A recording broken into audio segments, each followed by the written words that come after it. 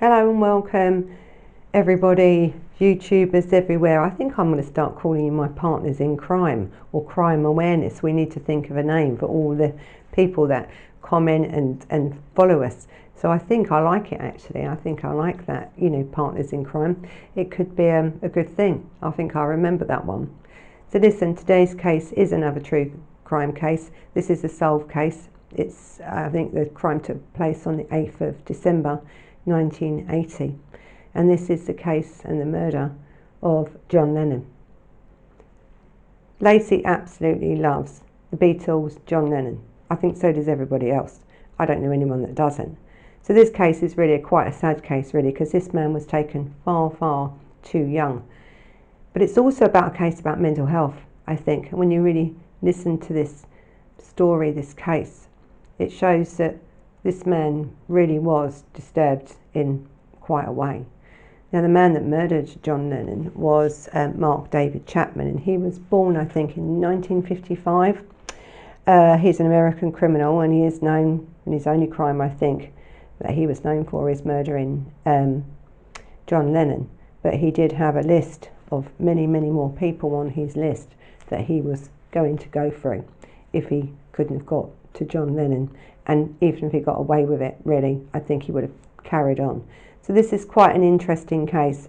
It's an interesting case because of the circumstances around this murder and what really led up to it. And was there really signs that Chapman would have done something? I think there was. So on the 8th of December 1980, John Lennon was going back to his apartment in the Dakota apartments in Manhattan with his wife Yoko Ono. He'd already spoke to Chapman earlier on in the evening, and John Lennon was actually shot in the back. I think 4 or 5 times he was shot in the back by Chapman. So I think what we need to do is have a look at Chapman and leading up to this murder of John Lennon. So Mark Chapman, he was born on the 10th of May 1955 in Fort Worth, Texas. His father was a staff sergeant in the US Air Force. So I think it's well known that Chapman's father was very, very strict anyway on him. His father, David Chapman, was married to Diana, or Diane, and she was a nurse. So he had what you would call a stable childhood, could we say. But there was issues even from young in his childhood. He didn't feel that he was accepted by his father. He actually says he lived in fear of his father. So Chapman's father, David Chapman, was this Air Force sergeant. He used, I think there was domestic violence in the home. Mark Chapman has said that before. He said that he was abusive, physically abusive to his mother. He also didn't feel that his father cared for him or loved him. He was a very violent man. And I think with Chapman, he just was withdrawn. His mother was very loving, so he was a bit of a mummy's boy really. But I think the issues with the abuse, the physical abuse, even towards his mother as he grew up, really affected him badly. And as a child, he did have delusions even then. So there was clear signs that there was some sort of mental health forming in this man very young. So Chapman, he was only very young actually when he was having these delusions, but he also had this grandiose idea of himself. He was like this king-like power he had, or he thought he had, over this imaginary people, little people that lived in his walls of his bedroom, and he was the king over them. Because I don't think he felt he had any power within his life, in his home. So he was a very quiet man. You could see he was already disturbed as a child. Now, lots of kids have imaginary friends, but they don't have imaginary little people that live in the wall, and you have these conversations with them constantly. You're living this world as he was even as a child. But I think it was an escapism for him because of the abuse that he saw the mother suffering, and also physical abuse that he was suffering from this father. And he says this himself. He says that he really, that was his world. He'd made up this world in his room, and he was very delusional and had very grandiose ideas. And that's a clear sign then of some form of mental health very early on, probably caused by trauma. Definitely probably caused by trauma. So Chapman, by the time he was 14, I think he was attending Columbia High School. He was already skipping school, playing truant. He was taking drugs. He was, skipping lots of classes, but really taking a lot of drugs at that point. And this was at 14. Now the problem is when you're young and you're taking drugs, it also affects the growth in the mind, the brain. It really affects it. And I think a lot of people that suffer from mental health use drink or drugs to try and self-manage it, because I don't think anyone was doing anything about this boy's delusions, about this boy's anxiety and his feelings of worthlessness and unloved, and then these delusions. It didn't seem like anyone was giving him any help. And that happened a lot, especially in 1955, 1965, 1970s. Mental health was not like it is today. People get help now. They couldn't get really help in them days. So I think the drugs and the skipping school is, one, yes, he was a teenager, but two, he was a teenager with definite issues, definite mental health issues, and still suffering from these delusions, these grandiose ideas of himself, and that was what gave him this empowerment. He says himself that he was bullied at school. He says it was because he wasn't a good athlete. I mean, he was probably bullied at school for different reasons, but in his mind, that's how he really found it. He thought because he wasn't good at this as an athlete and he wasn't popular, but he was bullied. By 1971, Chapman had become very religious, and sometimes that can be a sign because he already had these grandiose ideas. And sometimes people with mental health do go to religion. They find that it helps them to understand things, and he became actually a born-again Presbyterian, and he was going around distributing, biblical texts and stuff like this to people who wanted to talk to people about these ideas. Now, not everybody that does this has got mental health, but as he leads up through to this murder, you can see this religious feeling for him was different than from someone that just worships. He already had these grandiose ideas of himself, and so now he was trying to, talk to people, and a lot of them was about his beliefs as well.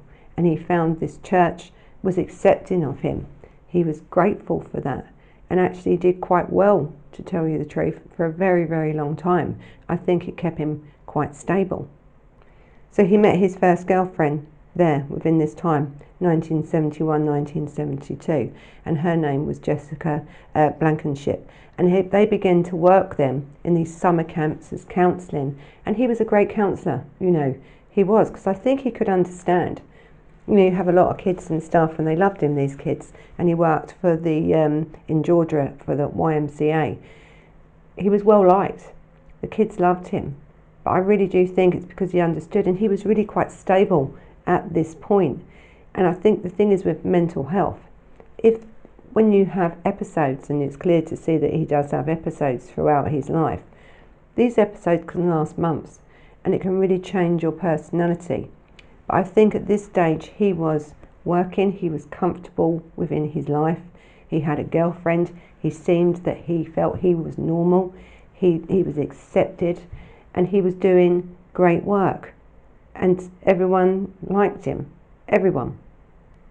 The children called him Nemo.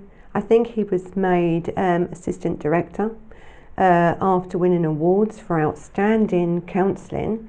He really put his whole self into this. And And a few of them that that spoke about him, no, they can't believe why he's done this or what he's done. Said he was an absolute amazing person, so helpful, so kind, so great with his kids. It's a strange thing what mental health, isn't it, can do to you, really. So as he was doing all this and he was comfortable and he was doing all this, one of his friends, recommended a book for him to read, and it was called Catcher in the Rye.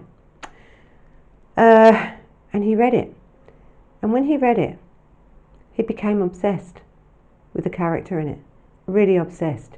He believed he was that character. It didn't take long either for him to start believing that. He was obsessed with music, but not just with music, but the lyrics. He was obsessed with the Beatles, and he was obsessed with John Lennon. He was obsessed with David Bowie. He was obsessed, but he didn't listen just to the music and enjoyed the music. He took every word that was said to heart. He analysed every word in John Lennon's songs and the Beatles' songs, every word. Now, John Lennon had already left the Beatles by the time he was murdered. So the stuff that Chapman was saying about what he said in some of his lyrics and stuff were 10 years old at the time. John Lennon had moved on. And so I think you could see this obsession now was becoming his reality. He then was again delusional. No one knows why, because really no one ever checked, or he never went to anyone, psychiatrist or anyone, to get any help, even though people knew what was going on. So he's got this book, Catcher in the Rye, and this is what changed everything for Chapman. It just changed everything. In the meantime of reading this book and taking on this character, and I think his character was Holden Caulfield, he took on this character. He wanted to be this character. He lived it. He could see himself in here. Again, you see this grandiose idea, and then of this religion thing, because he felt that he could preach about that. Then he's found this book, that he's found a character in this book that he absolutely idolises, wants to be him, and it's a character in a book. And then the words of the songs, obsessed with the word. Each word, he would stop and listen to each word. So there was something clearly going on in his mind, clearly. So I think after graduating Columbia High School, he moved to Chicago then, I think with the girlfriend, and he played guitar in churches, and some of his fellow people, friends and stuff throughout this church that he'd met would do different things in the churches, and I think they'd do impressions and stuff, but he played the guitar. Worked successfully with the World Vision and with the Vietnamese refugees. He, I think that was in Alaska, and he also spent a brief time in Lebanon, also doing this same work. So he's quite a charitable worker. And even again at this time when he worked with these people and friends, no one really had a bad word to say again about him. Yes, he was a little bit, I suppose, shy, and they may have thought he had some strange things going on, but I don't think they ever thought he was going to do what he did. So this is now where it gets, when you think about the people that Mark Chapman met, and even though we know at this point he was probably going through this feeling of, well, we know he'd already read Catcher in the Rye, we know he already took on this persona of this character. We knew now that he was delusional probably for a very, very long time. And I think he worked with someone called Moore, who was like the head director of this thing, and he took Mark Chapman with him when he had a meeting with President Gerald Ford, and President Gerald Ford shook Mark Chapman's hand. So that's how close he got. That's how easy it is to not see when someone can be that dangerous, and this man probably even at that point was already getting dangerous, to get that close to really, Gerald Ford, President of America. I mean, you've got to think, and I don't know if he was on his list, but there was a lot of people. I think Reagan was on his list, and there was other people on his list that he wanted to kill. Luckily at that point he hadn't got that far, or else I think President Gerald Ford would have had issues there with Chapman. So Chapman's girlfriend at the time went to this Covenant College. I think it was in Lookout Mountain in Georgia, and he wanted to go, so he went. But by this stage, you see, he was probably having more of an episode, and these episodes were becoming more and more frequent. He was reading this book, he's obsessed with this book. And when he got to this college, he couldn't do the work. He couldn't keep up. He was frustrated. It frustrated him, because when you're suffering from mental health, they say it's like having, they say with schizophrenia, it's really like having, dementia or something like that. The brain, the thought pattern doesn't link. It could be many, many things going on at once. And for you to be able to concentrate on one thing, it's very, very difficult, because he was so obsessed with so many other things. His brain wasn't stopping. He couldn't do now this college work. He realised, and he left, and he really felt then that he had let himself down. So now he's angry at himself as well as everybody else. And then he started to have an affair, or so he says, because don't forget, he is delusional. So he's telling you now that he's had an affair. He feels so much guilt about this affair, and he could have, but he doesn't really go into detail when he talks about an affair, who it was with, whatever. But it was just about this guilt. He felt this tremendous guilt, and he couldn't face the girlfriend. Now, paranoia was the big thing in this man's life. So he was delusional. He was paranoid. There was a lot going on, and so yes, he said he had an affair, but there was no real detail about it. But it was the guilt he felt, whether he did or he didn't. To him, it was real, and that guilt then started eating away at him. So in the end, he couldn't really cope then with even seeing his girlfriend at that point. I don't even think Mark Chapman finished even one semester at that college, and after that, I think the girlfriend then finished with him. So then now he's really feeling bad, isn't he? And now he starts then to move on. He then works as a security guard, and he then took, which was a worry, a week's course. I've never fired a gun in my life. I know in America you do, and I wouldn't know how to do it. But to do a week's course in it, so then you can become an armed guard. Again, this man's got no history that anyone knows about of mental health. He hasn't seen a doctor. No one's, even though he's having these delusions, and he has done from when he was very young, he's now took 1 week's course and then got a gun license. I think by 1977, Chapman had really then started to feel suicidal himself. He had moved to Hawaii.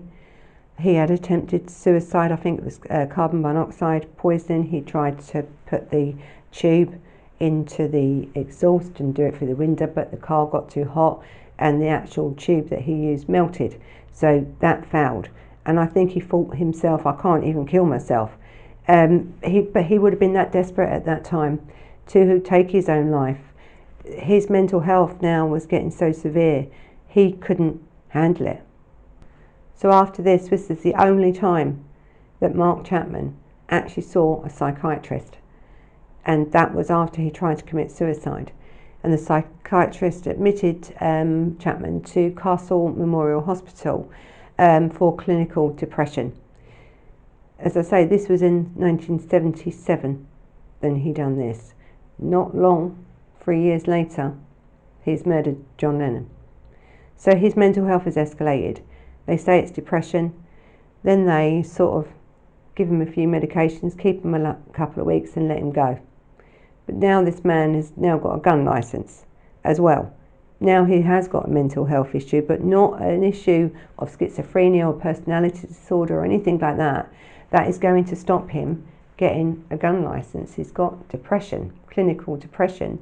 People have it a lot, and I don't know in America if clinical depression would stop you getting a gun. But it's too late, isn't it? Because this man's already got one. So after Chapman's released from this psychiatric unit, he went to actually work in a hospital. He felt it was a calm atmosphere, and he'd actually worked there quite well for a couple of years. At the same time, though, as he worked there, his parents started to get divorced. Now, don't forget, the mother had put up for years of domestic abuse from this man. And then she finally decides to leave him and divorce him. And then she then arrives in Hawaii to spend and live with her son, Mark Chapman. And I think he was happy with that. I think that's what he needed at that point, because he'd always gotten well with his mother, but not with the father. Now, in 1978, the film came out, or around that time, of Around the World in 80 Days.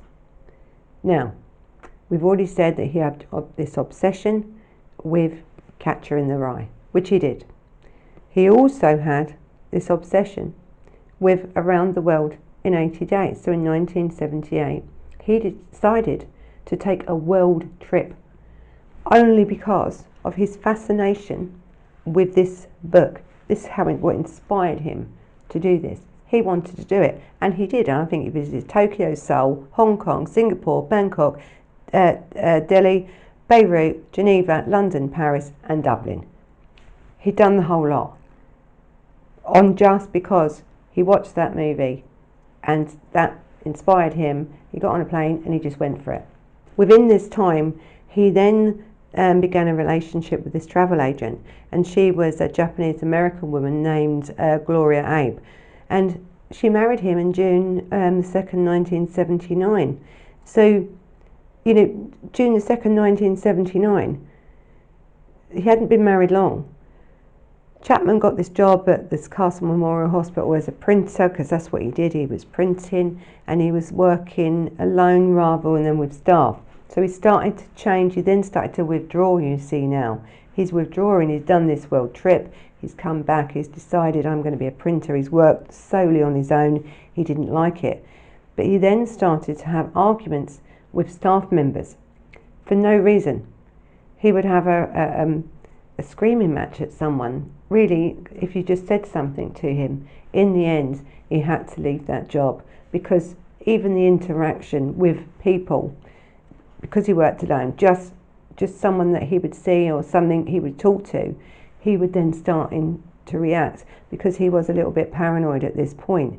And sometimes you see, when they are in an episode, what you're saying to them, they're not hearing. They are hearing something totally different. And so people couldn't understand why he would blow up in a rage. But sometimes mental health, when you're delusional, when you're that delusional, that you are looking at someone and they're talking to you, and you really are hearing something completely different come out of their mouth to what they're actually saying. This man was now getting quite dangerous. So after this, after he was fired, and again another job gone, another disappointment, another thing he couldn't control, he starts to drink as well. So now he's drinking. I don't know if he was still taking drugs, but he certainly had done earlier on in his adolescence. But at this stage, he was now quite a heavy drinker. And again, I've said before that people with mental health try to self-medicate by taking drugs or alcohol. He was taking alcohol to try and get through. As he was taking this alcohol, and he was then trying to get through life, really, with this, want and need, this obsession to be this character out of The Catcher in the Rye, and the obsession with this music, which was getting more and more. He then started to say he disliked John Lennon. He disliked John Lennon because of John Lennon's wording. And I think John Lennon went on the telly in an interview and said, we're bigger than God. Now, yes, he did say that. And I think, that's probably the one thing that John Lennon probably regretted all his life, because I don't think he ever meant it that way. John Lennon came from such a poor background. I mean, these people couldn't walk down the street in the end. These people, I've seen them get off the plane in New York and stuff. You can't hear them for the screaming of that many fans. I think for John Lennon and the Beatles, they were overwhelmed. They were overwhelmed. These people came from a working class background. They worked their way up. And I think that was a wrong expression that he used, but I think that's the only way he could express himself, because he couldn't think of a way to express what had happened in their life as they've started to build up with the fan base that they had. So I don't think he said it in a way to mean any disrespect to anyone. He didn't. It was just a way of expressing his overwhelming feeling of this, what was going on. But you see, Mark Chapman took that very, very seriously. He really did. At that point, he said it was blasphemy, and that he was going to write to him, and he wanted to speak to him about this, and he hated him for this. And then he started to listen to his music from when he was in the Beatles, and then pick out certain words that he didn't like. He didn't like Yoko Ono. He didn't believe that John Lennon had all this money. When you're saying in your, early songs, you don't need anything, all you need is love. They're songs. And at the time when John Lennon was writing them early songs, and Paul McCartney was writing them early songs, they had no money at all. So them 10 years prior to what he's listening to now in this delusional state was not true. Of course, John Lennon had made millions by then, self-made. That's also what he couldn't stand. He believed that, one, he was blasphemy. It was blasphemy what he said. Two, that he was now rich, and he was trying to say, you don't need to be rich. He just dissected each of these songs into something that he wanted it to be. And that's exactly why his hatred for John Lennon was. It was just about this. This man's paranoid, delusional. He's got grandiose ideas of himself as this religious person that you should listen to. And so when he thinks that John Lennon had done something so, bad, that was enough to kill him for. Now, in September of 1980, just a couple of months before John Lennon was murdered, Chapman wrote to a friend, Linda, Irish, and which he stated to her in this letter, I'm going mad. Really, in big thing, I'm going mad. So he's trying to tell people, I'm going mad. Now, and listen, he signed the letter though, The Catcher in the Rye. Not by his name, not even by the character's name in the book, but the book title. But again, no one really was catching on here that something was really going on and was just about to escalate. This was 2 months before he killed John Lennon. Chapman says he started to plan this murder about 3 months before John Lennon was murdered on the 8th of December 1980. His plans were muddled, as was his mind. They were muddled. He knew what he wanted to do, but then you see he had this other list as well. The reason he says he killed John Lennon was because he was the easiest one to get to at that point. And I think he had Lennon on the top of his list because of this 1966 comment that the Beatles were more popular than Jesus. That's what they said. So that's 1966. This is now 1980. And this man has now done everything he can in this planning. But when you look at his planning, and it's stated about his planning, it was muddled. It was mixed up. There was no formulation to it. If someone's really going to plan a murder, there's a plan. I wouldn't have said he planned this murder. It was bits and pieces, put together. I think with Chapman, he had done a few things as he planned this to go to New York. He had booked tickets to see a show. We'll talk about that in a minute. The night after he actually murdered John Lennon. So I think with him, it was a plan, but it wasn't a plan. If he couldn't have got to John Lennon, he would have tried to get them to somebody else on that list.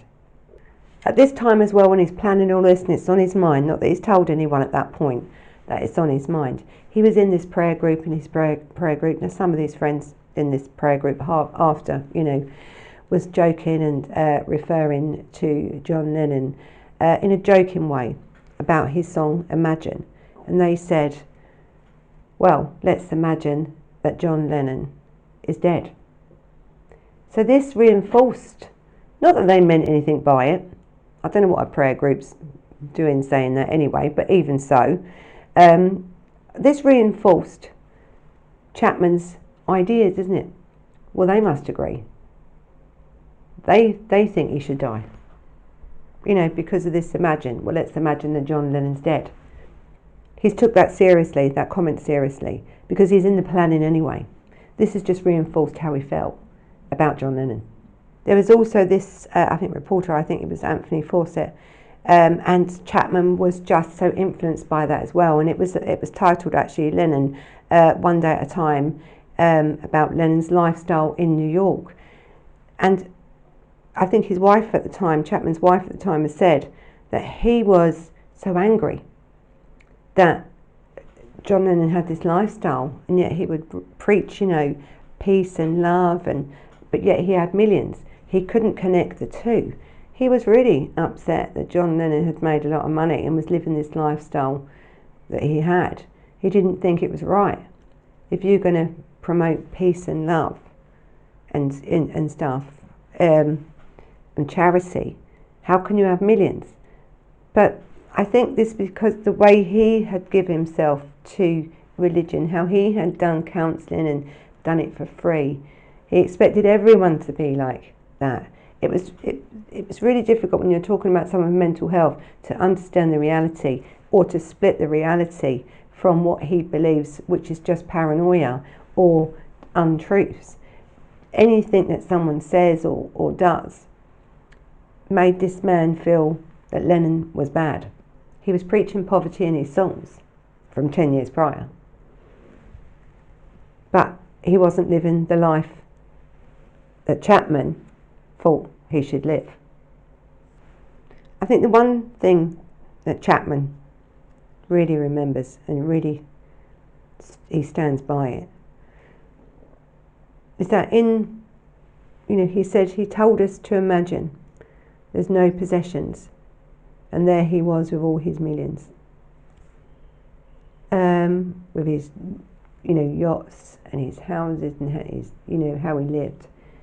It was really, really getting to him because of the way he was analysing these songs. So he believed that John Lennon was laughing at him and at people like him who had brought his songs, who had tried to live their lives, this is his words, around the music. So he believed, because he believes in this book, he wants to be this character in this book, this music, you don't need any possessions. It's the song, but to him it was real. It was really real. And when his life started falling apart, he blamed really John Lennon. So at this point, and this is after Chapman's arrest, he's saying he wanted to scream out. He wanted to say it, and he couldn't handle this anymore. He thinks that he was saying things about the Beatles, that he didn't like the Beatles, and it was just him and Yoko Ono. Everything John Lennon did was now taken to heart. He said he just felt like he was going into blackness of this anger and this rage towards him, and really there was no reason why, not really. Now over the years, Chapman has supported on one side and denied on another that he done this, whether it was for his spiritual beliefs or whether it was because he wanted to be famous. I think at one point he said he wanted to be famous, he wanted to acquire the notoriety of it. I don't know if he did, because he didn't speak to the press for 6 years after the murder anyway about it. I think in court there were some different things said, but only about Catcher in the Rye. So I don't know if it was about he wanted the notoriety or not, because he's not really clear. He's not then really clear whether he done it for his spiritual beliefs or not, because sometimes he says he would, sometimes he says he wouldn't. But again, this person's got mental health, and so usually he will say something and then something else, because you just don't know what's going on in his mind. His mind is very muddled. Listen, John Lennon was killed purely because this man didn't like him, because of his mental health.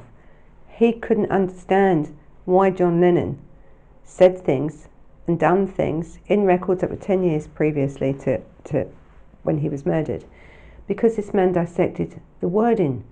He used and hung on to every word. He was playing a character in a book, and he says about this book, even in court, when he stands up in court, you know, and the judge says, "Do you got anything to say?" sort of thing. He talks about passages in this book.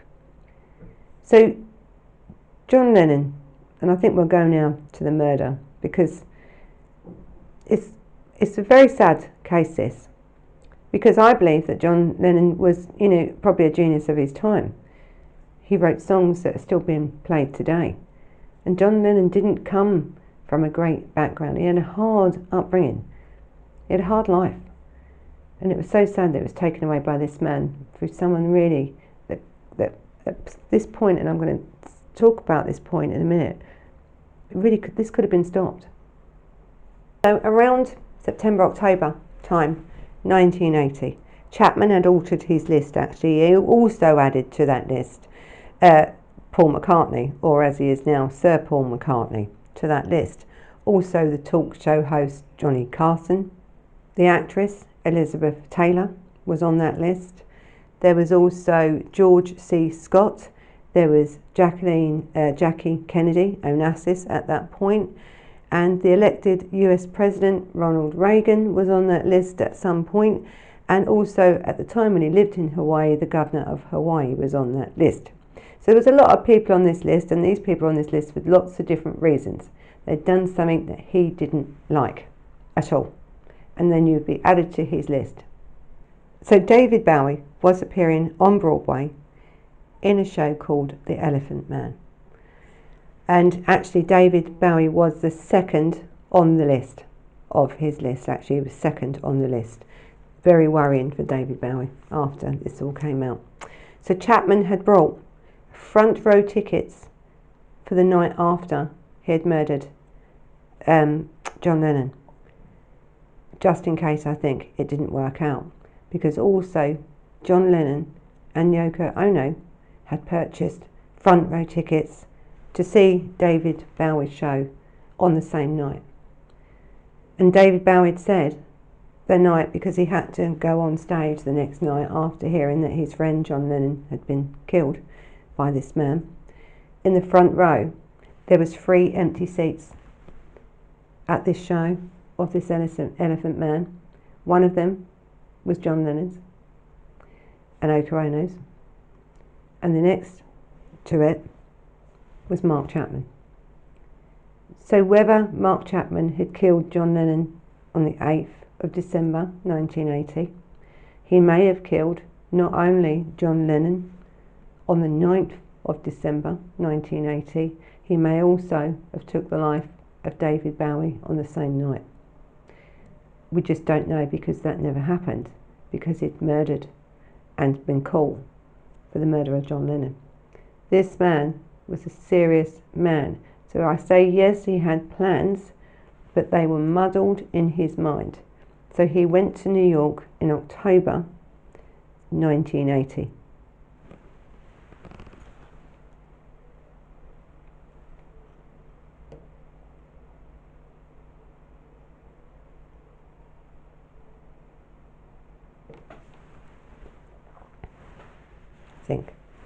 And he intended to kill John Lennon then.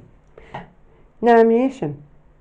So he had to go to a friend's house, again, this unwitting friend, I think Dana Reeves, who lived in Atlanta, and then he had to go home again, but so he couldn't do it. So again, it was like that. But there was also a book that came out or a movie that came out that also made him think, I don't know if I should do this or not.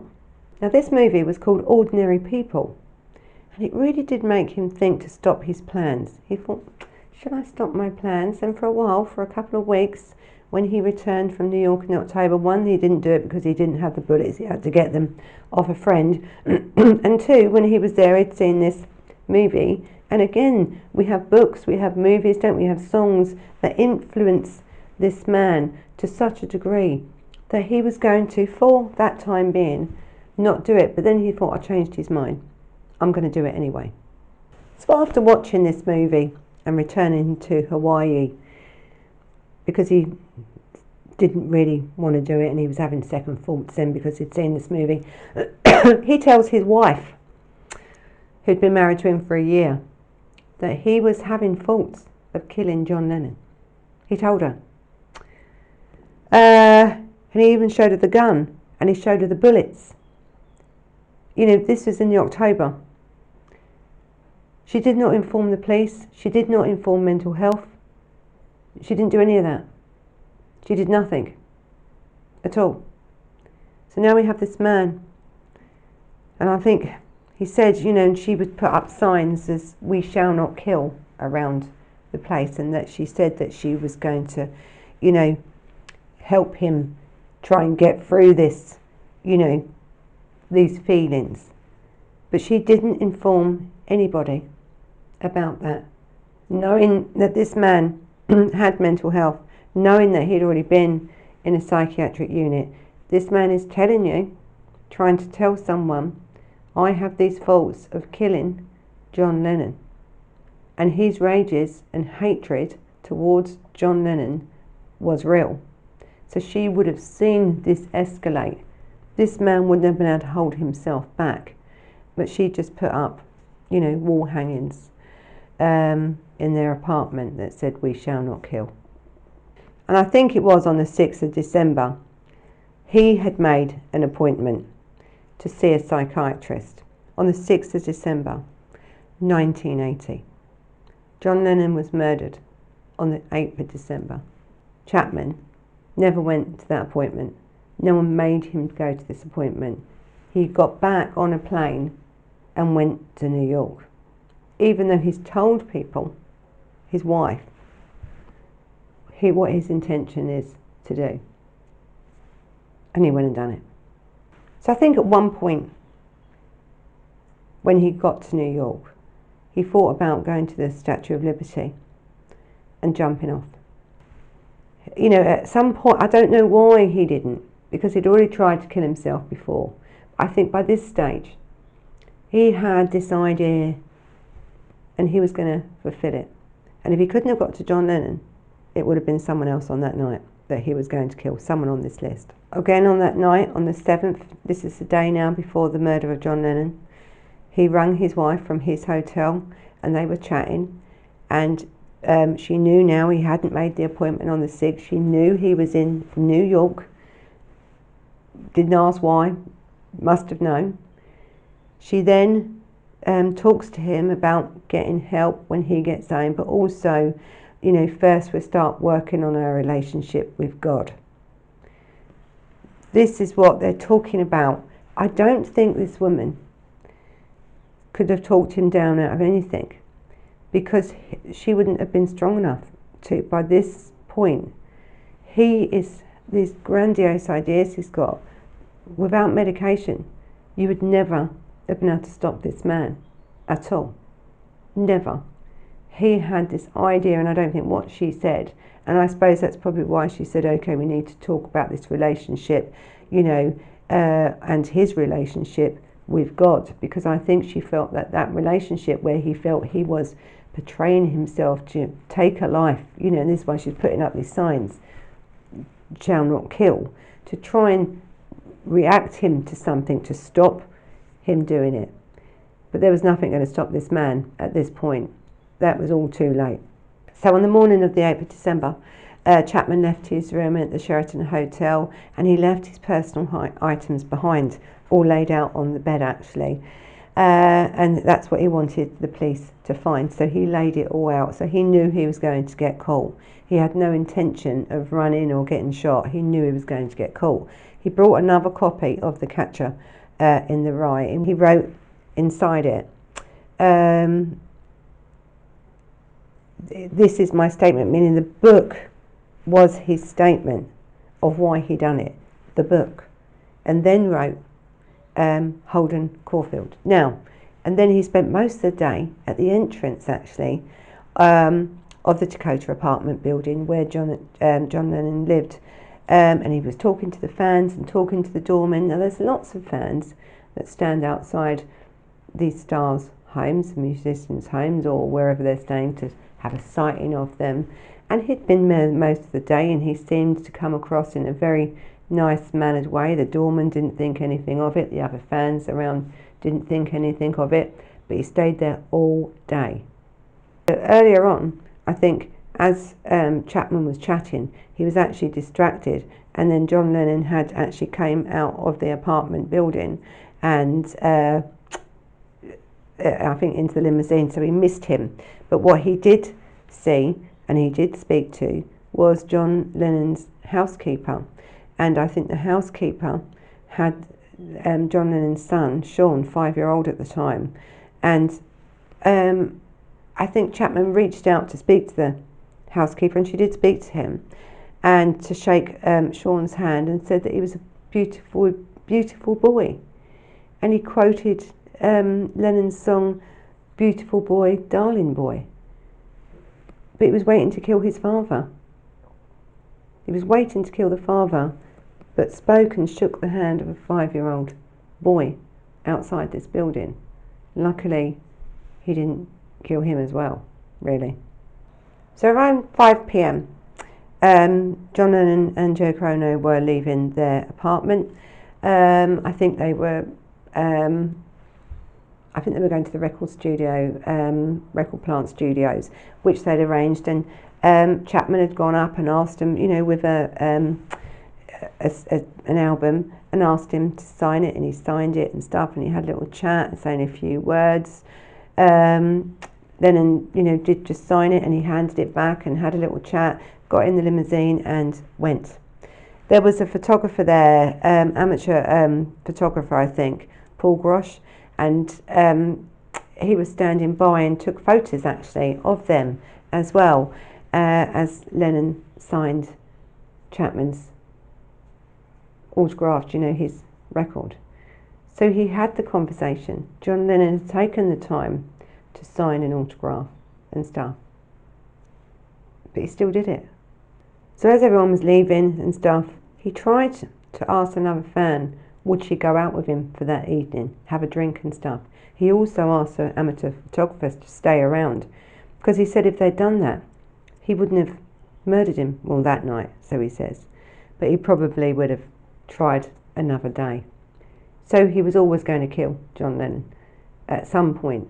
And it's actually when Paul McCartney heard about John Lennon's death, he had a phone call from one of the Radio 1 DJs, and then I think Paul McCartney rang him, not on the radio, but rang him separately, privately.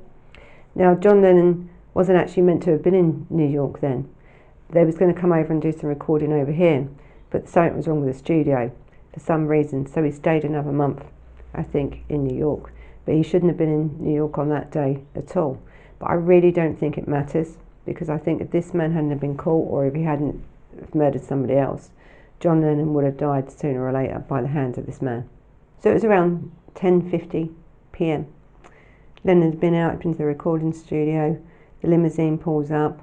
Him and Yoko Ono gets out of the car. He walks through the archways up towards his building, and at that point is when Chapman saw this. As they passed him, they got out, and then he fired, I think, 5 bullets.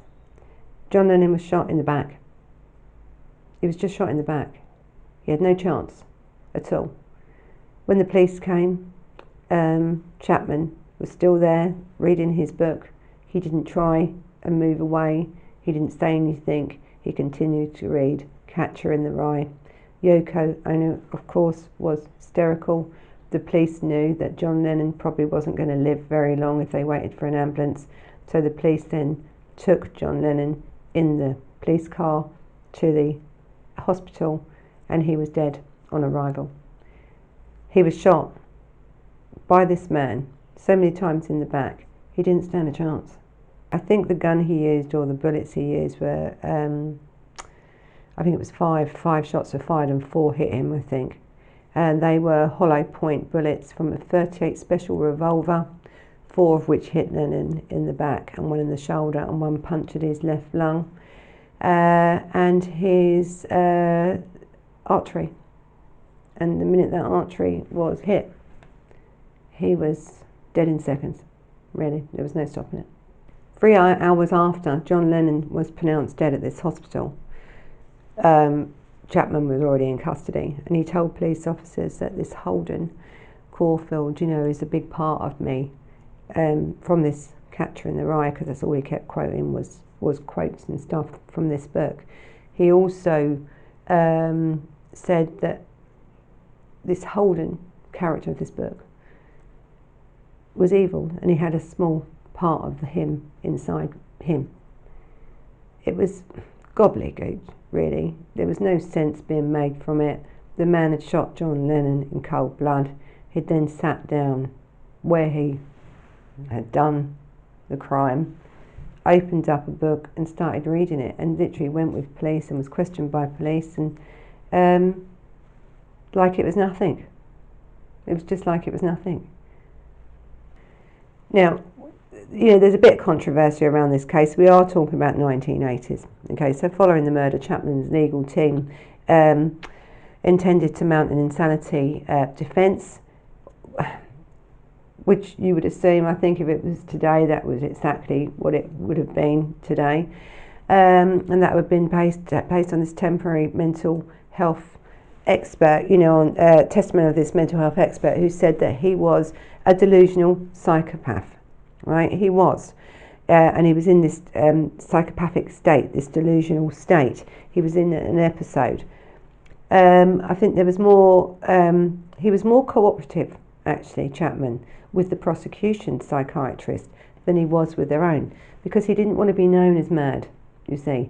That's not what he wanted to be known as. He didn't want to be known as the madman that killed Lennon. He wanted to be known as the man that killed Lennon. So I think really this trial with Mark Chapman sort of tells you everything you need to know about Mark Chapman. Because his lawyers were going for this, diminished responsibility. Some were saying yes, some were saying no. Mark Chapman was saying no. He instructed his lawyers that he wanted to plead guilty. And the reason he wanted to plead guilty, because this was based on his decision that he was doing the will of God. The will of God. So the judge accepted his plea, which is, I don't know if they would be able to do it now because there would be appeals, but the man didn't want it. He wanted to be guilty. But what the judge did say was that he would plead, he would accept his plea under what he said of God's will, but he needed to have psychiatric treatment while he was in prison. So the sentencing hearing, it didn't take long to come back. He pleaded guilty and everything. So the sentencing hearing was on the 24th of August 1981. So the judge did sentence Chapman to 20 years to life. That's 5 years less actually than the maximum sentence, 25 to life. He gave him 20 years. I don't know why he didn't give him 25, but anyway, give him 20. In 1981, Chapman was imprisoned. So in 2004, he told the parole board that if he could get out of prison, he would immediately, he would try and find a job. And I really want to go to a place, or to places, at least in the state, because he's no longer allowed to go abroad. I want to, go from church to church and tell people what's happened to me and point the way to Christ. So listen, this man has been up for parole many, many times because that's his right, and he hasn't made any of them yet. and we don't know if he will, really. You know, he could at some point, he could be released. But up until now, no, he hasn't. So let's talk a little bit about John Lennon, really, from a childhood, because you have this man now that's saying about the words that he wrote and the stuff that he wrote, you know, 10 years prior to when he was murdered, when the Beatles were, you know, at their height and stuff like this, these songs were coming out. Well, John Lennon was born in Liverpool, and he was, by the age of 4, he had been abandoned, really. His father, which he very rarely saw, you know, really was absent right from a very young age. He really didn't really know him. I think it was Alfie, his name was. And then you had the mother that really, she just could not be a mother. She didn't have it in her. She was harmless, but she just didn't have it in her to be a mother and to give him what he needed as a child. And really, she was quite happy to come and go. And I think in the end he had sort of a relationship with her. I think she died, I think, in 1958.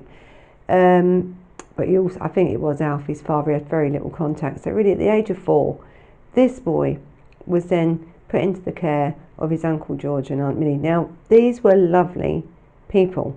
They were childless, they couldn't have any children, and they took John on and they gave him a life.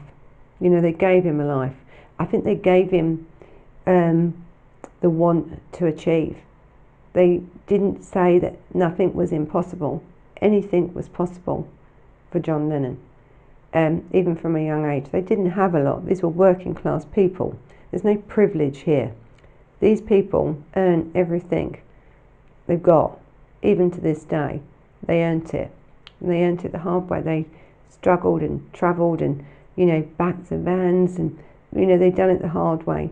And luckily for them, they made it. But John Lennon's early life was not great at all. He always struggled with that. I think his aunt and uncle, actually, I love the name of the house. It was, the house was called Men's Dip, and it was at 251 Menlove Avenue, Liverpool.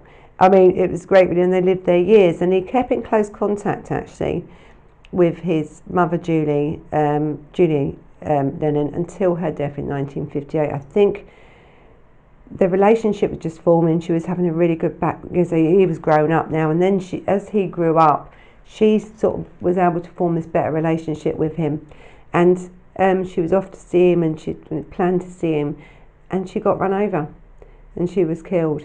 And so that was a big shock to John Lennon about his own mother being killed. His aunt, as I said, he had a lot of contact even with his aunt. Even after he made it famous, I think he used to ring her at least once a week. So listen, John Winston Lennon was born on the 9th of October 1940, and he died on the 8th of December 1980. And he was an English singer, songwriter and musician, and he was a peace activist. When this, you know, he really did. He really cared, actually, about the planet, about the world, about the people in it. He really did. He really did care. He achieved worldwide fame as a co-lead vocalist and rhythm guitarist with the Beatles. His songwriting partnership with Paul McCartney remains to this day the most successful in history.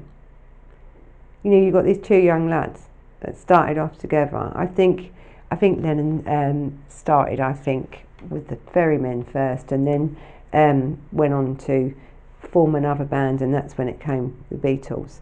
And Lennon's career, I think, the Beatles disbanded in 1970, and then he went on to continue as a solo artist.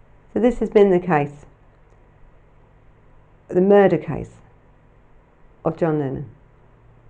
He was killed by Mark Chapman on the 8th of December 1980. And what a loss to the world, really. So this has been the John Lennon murder case. He was murdered by Mark Chapman, 1980. And what a very, very sad loss it was. it's a day marked in history, really. I think John Lennon will never be forgotten because of his songs. And and I hope, his songs go on for many, many years to come. And I know if Lacey's got anything to do about it, they probably will. So thank you for listening. Thank you for taking the time to comment and everything. It's really lovely. And I'm sorry I haven't been able to get back to you. We've been very, very busy here. You can also follow us on Instagram and on Facebook. You can also catch this on Spotify on our podcast now. And I'll be saying the same on the podcast as I'm saying to you. So thank you very much for watching. So until the next time, bye-bye.